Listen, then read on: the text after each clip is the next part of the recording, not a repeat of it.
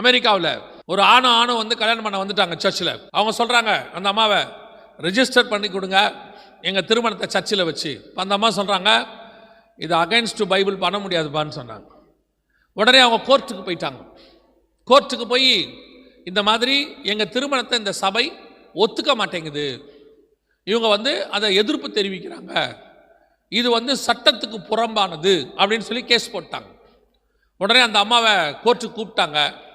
நீதிபதி சொன்னார், இது நம்ம மாகாணத்தில் போடப்பட்டிருக்கிற புதிய சட்டம், ஒருவேளை உங்களுக்கு தெரியாமல் இருந்திருக்கலாம், நான் உங்களுக்கு ஒரு வாய்ப்பு கொடுக்க விரும்புகிறேன், நீங்கள் அவங்களுக்கு திருமணம் செய்ய ஒத்துக்கிட்டீங்கன்னா நான் அவங்கள தண்டிக்கலை, மன்னிச்சு விட்டுறேன், போய் அந்த திருமணத்தை நடத்தி வைங்கன்னாரு.